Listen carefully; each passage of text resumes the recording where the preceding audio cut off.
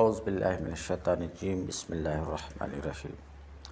باب العلم انواریہ educational society و جامعہ انواریہ حیدرآباد انڈیا کے زیر اہتمام اللہ تعالیٰ کے فضل و کرم سے مشکوٰۃ المصابیح کا درس قسطوار جاری ہے۔ آج کا درس وعن انس قال قال رسول اللہ صلی اللہ علیہ وسلم ثلاث من اصل الایمان الکف عمن قال لا الہ الا اللہ لا تکفرہ بذنب ولا تخرجہ من الاسلام بعمل والجہاد ماض مذ بعثنی اللہ الی ان یقاتل آخر ھذہ الامہ الدجال لا یبطلہ جور جائر ولا عدل عادل والایمان بالاقدار، رواہ ابو داؤد۔ اور انس رضی اللہ تعالیٰ عنہ سے روایت ہے، رسول اللہ صلی اللہ علیہ وسلم کے خاص خادم حضرت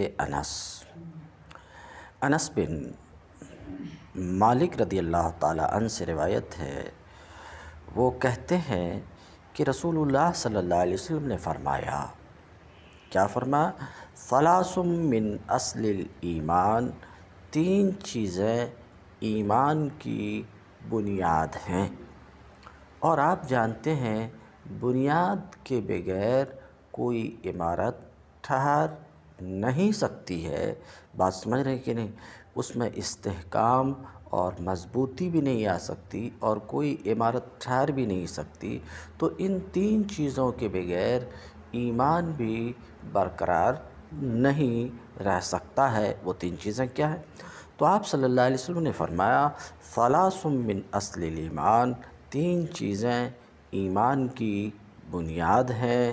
تین چیزوں میں سے پہلی چیز ہے الکف عمن قال لا الہ الا اللہ، وہ شخص جو لا الہ الا اللہ کا قائل ہے، وہ شخص جو لا الہ الا اللہ کا قائل ہے۔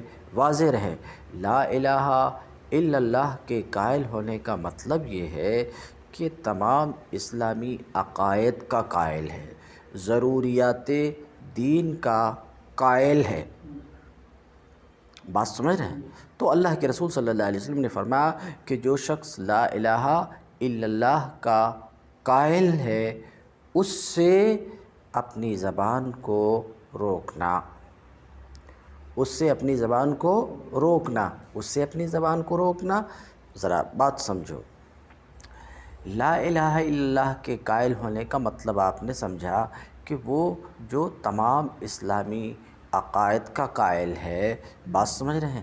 یعنی دل سے اسلامی عقائد کو مانتا ہے اور زبان سے اس کا اقرار کرتا ہے، تو جو بھی ایسا ہے وہ اہل قبلہ ہے۔ وہ کیا ہے؟ اہل قبلہ میں سے ہے۔ اہل قبلہ آپ سمجھ رہے ہیں؟ یعنی وہ مسلمہ، وہ شخص جو لا الہ الا اللہ کا اقرار کرتا ہے، سمجھ رہے ہیں، قرآن کو اللہ کی کتاب مانتا ہے، محمد کو اللہ کا رسول مانتا ہے صلی اللہ علیہ وسلم، بات سمجھ رہے ہیں، کعبہ کو اپنا قبلہ مانتا ہے۔ بات آپ سمجھ رہے ہیں؟ ایسا شخص قسمت سے کیا کہلاتا؟ اہل قبلہ۔ بات آپ سمجھ رہے ہیں؟ تو جو بھی اہل قبلہ ہے، جو بھی اہل قبلہ ہے، جس کی یہ حالت ہے، اللہ کے رسول صلی اللہ علیہ وسلم فرماتے ہیں الکف، اہل قبلہ سے زبان کو روکنا۔ اہل قبلہ سے زبان کو روکنا کس سلسلے میں زبان کو روکنا؟ آگے اس کی وضاحت ہے، لا تکفرہ، اسے کافر نہ کہنا، اسے کافر نہ کہنا۔ تو دیکھو آگے ولا تکفرہ، اگلے صفحے میں آ رہا ولا تکفرہ بذنب، کسی گناہ کی وجہ سے اہل قبلہ سے ہے، لا الہ الا اللہ کا وہ اقرار کرتا ہے۔ بات آپ سمجھ رہے ہیں؟ تو اللہ کے رسول فرماتے ہیں اگر اس سے کسی گناہ کا صدور ہوا ہے، بات سمجھ رہے ہیں، کفر اور شرک کے سوا، کیونکہ کفر اور شرک کی قرآن میں وضاحت ہے کہ اسے معاف کرنے والے نہیں ہیں۔ بات سمجھ رہے ہیں؟ کفر اور شرک کے سوا کسی گناہ کا اس سے صدور ہوا ہے تو اللہ کے رسول صلی اللہ علیہ وسلم فرماتے ہیں لا تکفرو، اسے کافر مت کہو۔ بات آپ سمجھ رہے ہیں؟ دیکھو، آپ کہو گے کہ کچھ حدیث میں ایسی بات بھی آتی کہ ایسا کیا تو کافر ہو گیا، مثلا من ترک الصلاۃ فقط کفر، نماز چھوڑا کافر ہو گیا۔ ابھی اس سے پہلے حدیث گزر چکی اور ابھی یہ بات آ رہی ہے کہ جو زنا کرتا ہے اس سے ایمان خارج ہو جاتا۔ ایمان خارج ہوا تو کافر ہوا، میں اس کی وضاحت کروں گا ابھی رک کر کے۔ تو کچھ احادیث ایسی ہیں جو اس بات کو بتاتی ہیں کہ کچھ مخصوص گناہ کرنے کی وجہ سے آدمی کافر ہو جاتا ہے، ذرا بات سمجھو۔ اور کچھ حدیث ایسی بھی ہے جیسے کہ ابھی ہمارے سامنے جو حدیث ہے وہ اس بات کو بتا رہی کہ نہیں، گناہ کرنے کی وجہ سے، گناہ کی وجہ سے ایک ایسا شخص جو لا الہ الا اللہ کا مقر ہے، اقرار کرنے والا ہے، گناہ کرنے کی وجہ سے کافر نہیں ہوتا، جیسے کہ یہ حدیث ہے۔ تو اب مسئلہ یہ ہے کہ یہاں کنفیوزم ہوتے ہیں لوگ کہ ایک حدیث سے ذہن اس بات کی طرف جاتا ہے، بعض روایات سے ذہن اس بات کی طرف جاتا ہے کہ مخصوص کام کرنے کی وجہ سے کافر ہو گیا، گو وہ لا الہ الا اللہ کا مقر ہے، اسی کے بارے میں گفتگو کر رہا ہوں جو لا الہ الا اللہ کا مقر ہے۔ اور بعض روایت جیسے ابھی ہمارے سامنے ہے، یہ روایت اس بات کو بتاتی ہے کہ لا الہ الا اللہ کا مقر ہے، لا الہ الا اللہ کا مقر ہے، تو کوئی گناہ بھی اس سے صادر ہوا تو اس کی وجہ سے کافر نہیں ہوا۔ یہاں کنفیوزم ہوتے ہیں، تو کنفیوزم نہیں ہونا چاہیے، اس کے کئی جواب دیے جا سکتے۔ اعمال میں جہاں پر بھی ایسا ہے کہ من ترک الصلاۃ فقط کفر، تو وہاں کفر کا حقیقی معنی مراد نہیں ہے، کفر فقہی مراد نہیں ہے، بات سمجھ رہے ہیں، بلکہ وہاں وعید میں سختی مقصود ہے، وعید میں سختی مقصود ہے، بات سمجھ رہے ہیں۔ جیسے زنا ہی کے باب میں جو بات آ رہی، وعید میں سختی مقصود ہے، مطلب یہ نہیں ہے کہ اس برے کام کے کرنے سے ہی کافر ہو جاتا، یہ مراد نہیں ہے۔ سختی، وعید میں سختی مقصود ہے، یعنی سختی سے اس کام سے روکنا مقصود ہے۔ بات آپ سمجھ رہے ہیں؟ ایسا، لیکن بہرحال الفاظ تو اسی طرح کے ہیں، کفر اور کافر کے۔ تو بعض روایت میں یہ ہے کہ ایسا کچھ کرنے سے آدمی کافر ہو جاتا ہے، بعض روایت ابھی جیسے ہمارے سامنے ہے وہ یہ ہے کہ کچھ گناہ کرنے سے کافر نہیں ہوتا۔ تو موقع اور محل بھی ہوتا ہے، سمجھ رہے ہیں؟ موقع اور محل کے مناسبت سے بھی کچھ باتیں ہوتی ہے کہ ایک بات ایک موقع سے، ایک بات ایک جگہ ٹھیک ہوتی ہے، لیکن وہی بات دوسری جگہ اور دوسرے موقع پر ٹھیک نہیں ہوتی۔ بات آپ سمجھ رہے ہیں؟ تو موقع اور حالت کے اعتبار سے اس وقت بالخصوص ہمارے ملک ہندوستان میں جو حالت ہے، ہندوستان کے مسلمانوں کی جو حالت ہے، یہ وہ وقت نہیں ہے جس وقت میں، سمجھ رہے ہیں، ہم اہل قبلہ کی تکفیر کرتے بیٹھیں، بلکہ اس وقت اس حدیث پر عمل کرنے کی ضرورت ہے۔ بات سمجھ میں بات آ رہی ہے؟ اس حدیث پر عمل کرنے کی ضرورت ہے کہ اس حدیث پر عمل کرتے ہیں، اور عمل کرتے ہوئے اگر سب لوگ متحد ہوتے ہیں تو اور برے دن ہمارے ہندوستان میں نہیں آئیں گے۔ اور اگر آج بھی ہم لڑتے رہیں گے جیسے کہ پہلے لڑتے رہے تو اور برا وقت آئے گا۔ آج ہماری حالت یہ ہے کہ بس میں، ٹرین میں بیٹھتے ہوئے ہمیں گھبراہٹ ہوتی ہے، پتہ نہیں کون ہمارے ساتھ کیا کر دے، کون ٹرین سے اٹھا کر کے پھینک دے، داڑھی ٹوپی دیکھ کر کے، مسلمان سمجھ کر کے۔ بات سمجھ رہے ہیں؟ گھر سے نکلنے کے بعد اطمینان نہیں رہتا۔ آج ہمارے ملک کی یہ حالت ہو گئی ہے، اس کی سب سے بڑی وجہ ہمارے آپس کا اختلاف ہے۔ اگر آج بھی مسلمانوں کے جو فرقے ہیں ہندوستان میں وہ شیر و شکر ہو جائیں اور متحد ہو جائیں، بات سمجھ رہے ہیں، سیاسی طور پر ہی اگر متحد ہو جائیں، بات سمجھ رہے ہو، تو جو برے وقت ہیں اور اس سے جو برے وقت آنے والے ہیں اس مصیبت سے ہم بچ سکتے ہیں۔ لکم دینکم ولی دین، بات سمجھ رہے ہیں۔ تو اس وقت موقع اس حدیث کا ہے، لا تکفروا اہل قبلہ کو کافر نہ کہو، بات سمجھ رہے ہیں۔ حق پر کون ہے اس کا فیصلہ یہاں نہیں ہو سکے گا، اس کا فیصلہ قیامت کے دن ہی ہوگا۔ کون حق پر ہے، کون مخلص ہے، کون غیر مخلص ہے، بات سمجھ رہے ہیں۔ ہمیں اگر یہ حدیث اور اس جیسی حدیث کو اپنے سامنے رکھیں، کل کی بات الگ تھی، کل کے حالات الگ تھے، بات سمجھ رہے ہیں۔ آج یہ حدیث اور اس جیسی حدیث کو اپنے سامنے رکھیں تو ہندوستان میں ہماری حالت بدل سکتی ہے، ہمارا مستقبل بہتر ہو سکتا ہے۔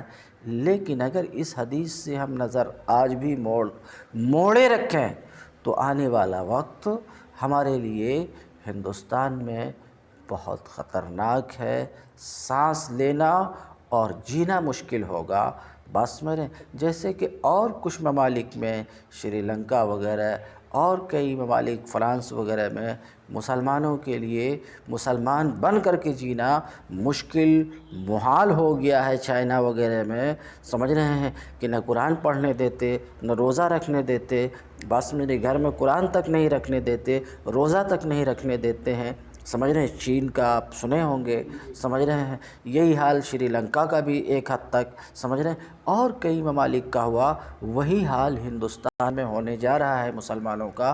اگر یہ مسلمان لڑتے رہے اور ایک فرقہ دوسرے فرقے کو کافر کہتا رہا، صرف ہم ہی حق پر ہیں، دوسرا سب جہنمی ہے، اگر یہ حال رہا تو ہندوستان میں ہماری زندگی دوبھر ہو جائے گی، ہمارے بچوں کے لیے جینا محال ہو جائے گا۔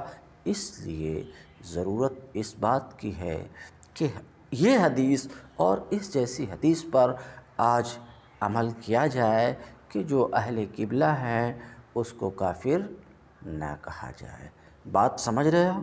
کل کی باتیں، کل کے حالات الگ تھے، آج کے حالات الگ ہیں۔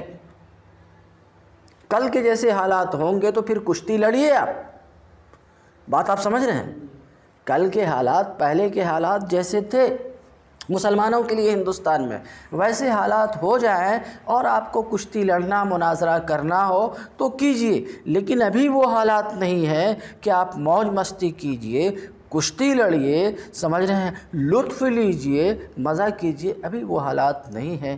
اس لیے ضرورت ہے اس حدیث پر عمل کرنے کی جو یہاں پر ہے۔ کیا ہے؟ الکف عمن قال لا الہ الا اللہ، اللہ کے رسول کیا صلی اللہ علیہ وسلم کیا فرماتے ہیں؟ وہ شخص جو لا الہ الا اللہ کا قائل ہے، دکھ رہی حدیث، اس سے زبان کو روکنا۔ کیسا زبان کو روکنا؟ لا تکفروا۔ تو جب خود اللہ کے رسول فرماتے ہیں کہ جو لا الہ الا اللہ کا قائل ہے، خود ہمارے امام اعظم ابو حنیفہ جن کی ہم تقلید کرتے ہیں، ان کا مشہور قول ہے، ان کا مشہور موقف ہے کہ اہل قبلہ کی ہم تکفیر نہیں کرتے۔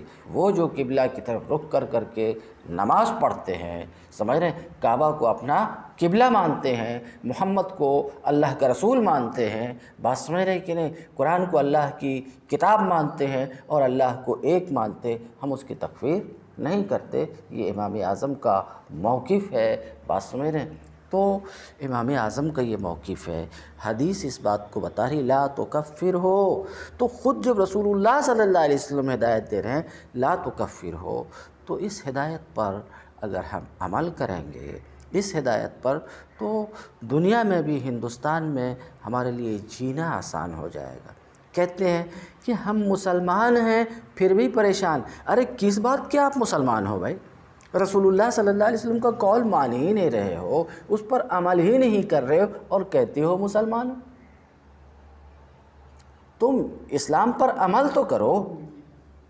حالات ہوتے ہیں بھائی، حالات ہوتے ہیں، اور ہر وقت کا تقاضا الگ ہے، حالت کا تقاضا الگ ہے۔ ابھی کے حالات کا تقاضا یہ ہے، ابھی کے حالات کا تقاضا، میں جو بول رہا ہوں ریکارڈنگ بھی ہو رہی ہے، کبھی کوئی سن سکتا ہے اور لوگ سن سکتے ہیں۔ بات آپ سمجھ رہے ہیں؟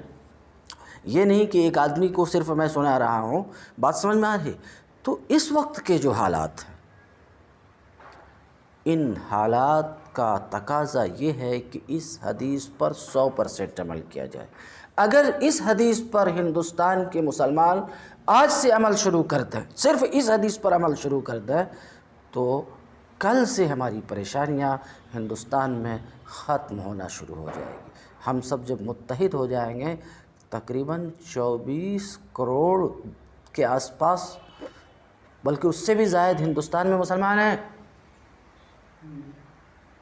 یہ سب جب مل جائیں گے اور یہ سب متحد ہو جائیں گے، تو پھر لوگ ہمارے اوپر یہ ظلم و ستم نہیں کر سکیں گے۔ لوگ اسی لیے کر رہے ہیں کہ یہ آپس ہی میں لڑنے میں پریشان ہیں۔ تو ضرورت ہے اس حدیث پر آج عمل کیے جانے کی کہ اللہ کے رسول صلی اللہ علیہ وسلم واضح طور پہ فرماتے ہیں الکف، روکو زبان، کافر نہیں کہو۔ کوئی کچھ بھی ہے، بات سمجھ رہے ہیں؟ کیا تمہارے لیے کہنا ضروری کہ وہ ایسا ہے؟ نہیں، زبان روکو۔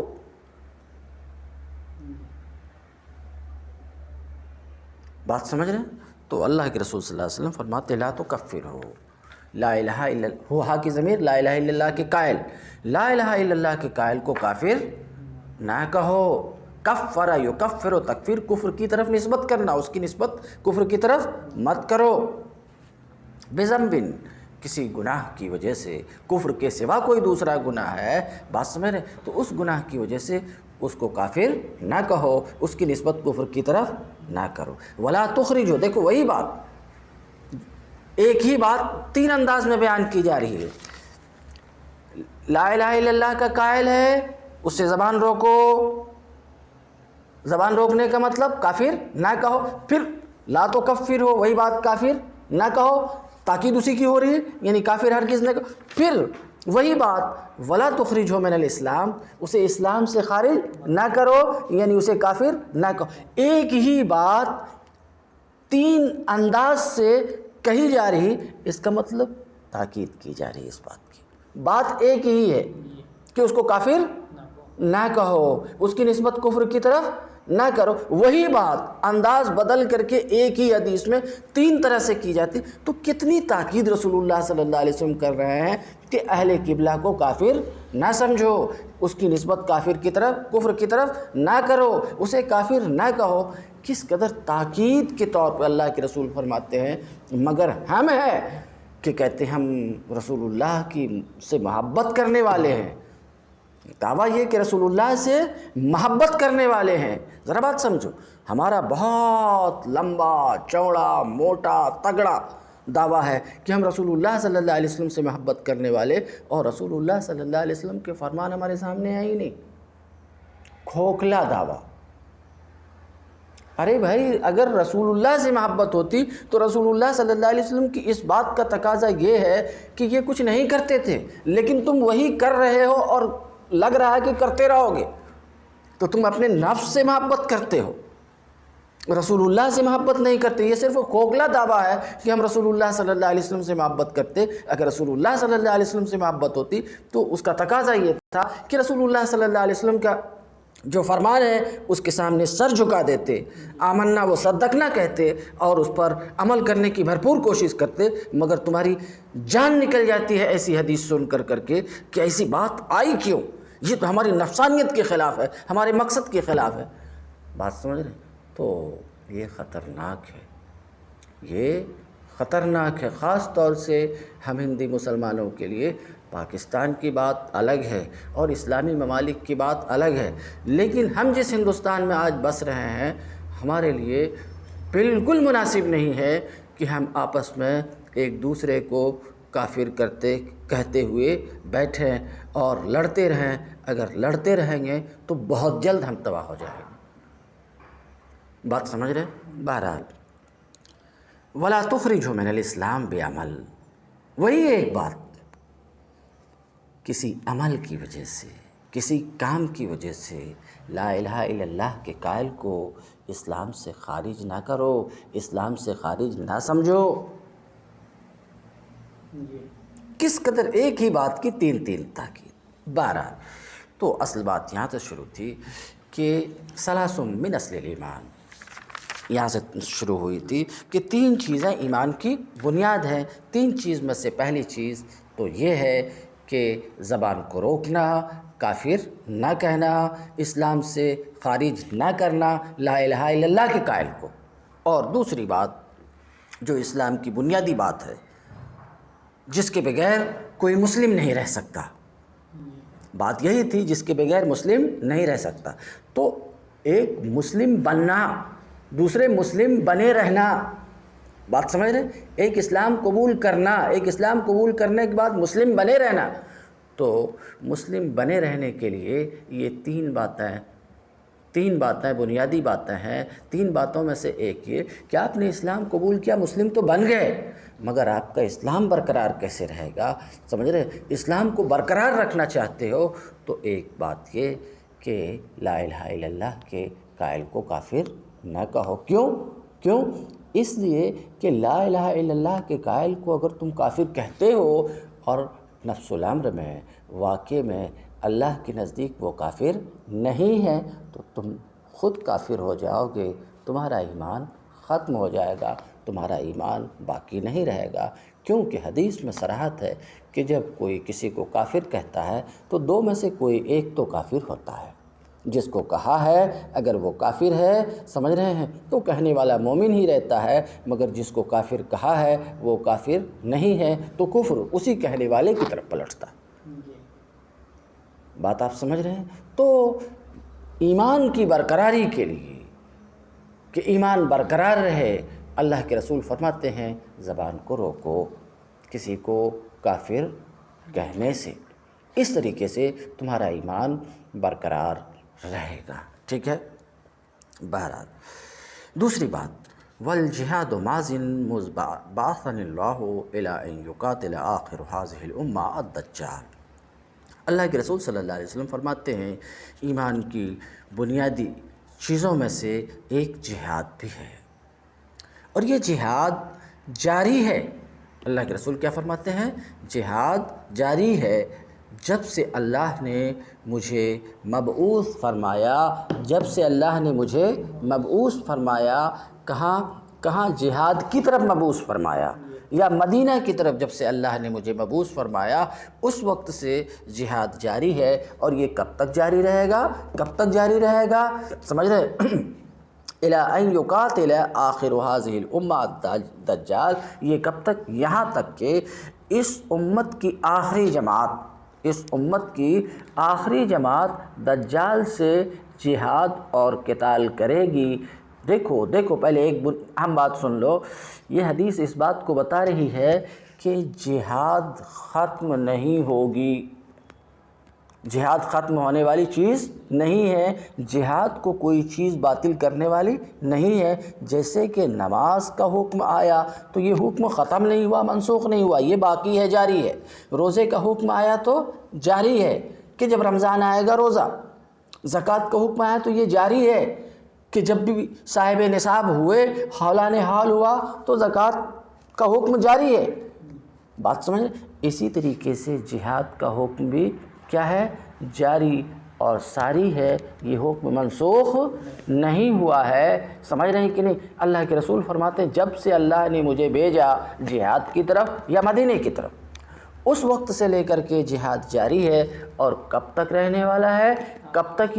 یہاں تک کہ اس امت کی آخری جماعت دجال سے جہاد اور قتال کرے گی. یہ کب ہوگا؟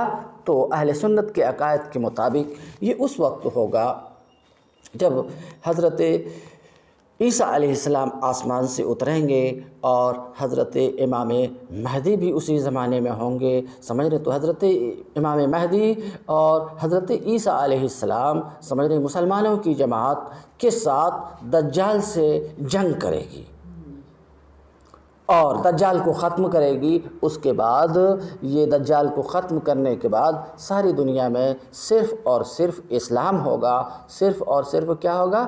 اسلام ہوگا۔ پھر ان دونوں کے گزر جانے کے بعد ایک زمانہ آئے گا، بس میرے ان کے بعد کہ صرف دنیا میں کفر ہوگا۔ تو وہ ہماری منزل نہیں، یہاں پر ہمارا مدعا یہ ہے کہ 3 چیزیں ایمان کی بنیاد میں سے ہے، 3 چیزوں میں سے ایک جہاد بھی ہے، یعنی جہاد منسوخ نہیں ہوا ہے۔ تو مومن بن کے رہنا چاہتے ہو، بات سمجھ رہے ہیں، تو جہاد ضروری ہے، جہاد کا حکم ہے۔ آج ہندوستان میں ہمارا جہاد یہ ہے، ہمارا جہاد، پہلا جہاد ہمارا یہ ہے کہ ہم اتحاد قائم کریں تاکہ ہمارا وجود ہندوستان میں برقرار رہ سکے۔ یہ جہاد منسوخ نہیں ہوا ہے، ختم نہیں ہوا ہے، سمجھ رہے ہیں؟ اس حدیث میں اس بات کی صراحت و وضاحت ہے۔ آگے چلیں، تو اللہ کے رسول فرماتے ہیں لا یبطلہ جور جائر ولا عدل عادل، اس جہاد کو کسی ظالم کا ظلم اور کسی منصف کا انصاف باطل نہیں کر سکتا۔ یہ بات نہیں سمجھ میں آئی کیا؟ جہاد جاری ہے، کسی ظالم کا ظلم اور کسی منصف کا انصاف اسے ختم نہیں کر سکتا۔ مطلب تمہارا حکمراں اور بادشاہ،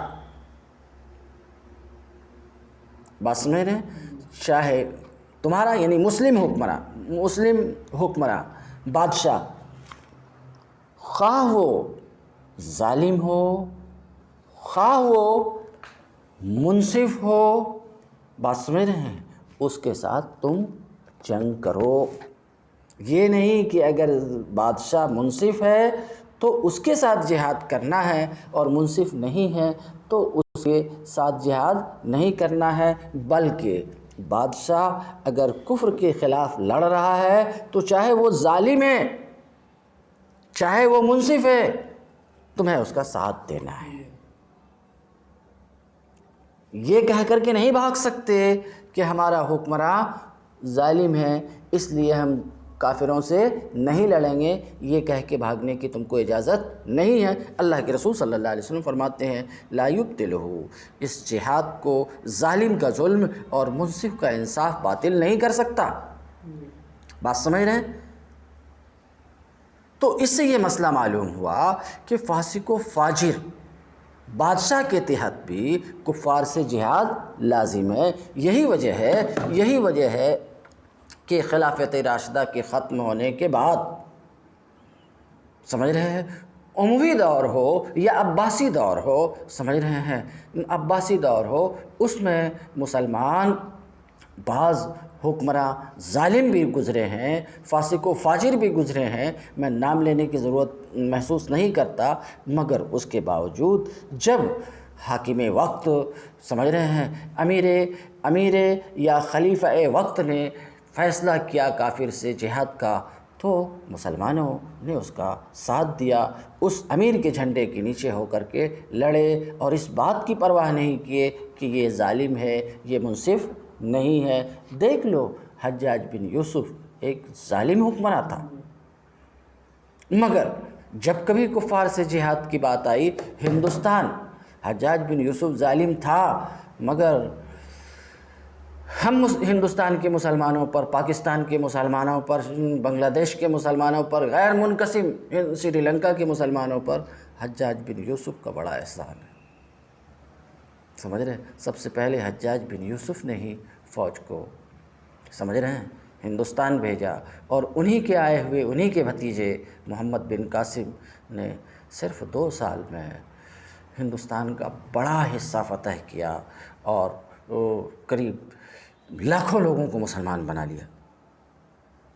بہرحال وہ چیز ہے، یہ چیز ہے، مگر وہ تھا جابر و ظالم، تو ایسا نہیں کہ مسلمانوں نے اس کا ساتھ نہیں دیا، کیونکہ مسلمانوں کے سامنے رسول اللہ صلی اللہ علیہ وسلم کی یہ حدیث تھی، لا یبطلہ جور و جائر، ورنہ تو ان کا نفس کہتا ہم جنگ میں نہیں جائیں گے، یہ ظالم آدمی ہے، یہ جابر آدمی ہے، تو اپنے نفس کی نہیں سنے تو مسلمان بن کر کے شان سے رہے۔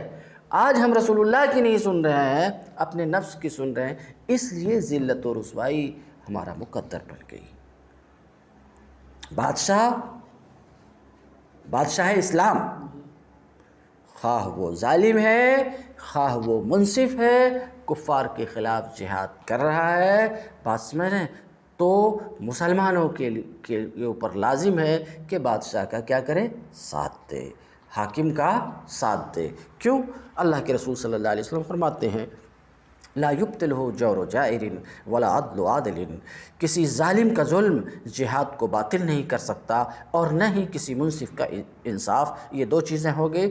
تیسری چیز جو من اصل ایمان ہے، تیسری چیز ہے والایمان بالاقدار، اور تیسری چیز ہے قدروں پر، تقدیروں پر ایمان لانا۔ مختصر میں ماننا کہ جو کچھ ہو رہا ہے وہ اللہ کے چاہنے سے ہو رہا ہے، اور جو کچھ ہوگا وہ اللہ کے چاہنے سے ہوگا، کہتے ہیں۔ رواہ ابو داؤد، امام ابو داؤد نے اس کی روایت کی ہے۔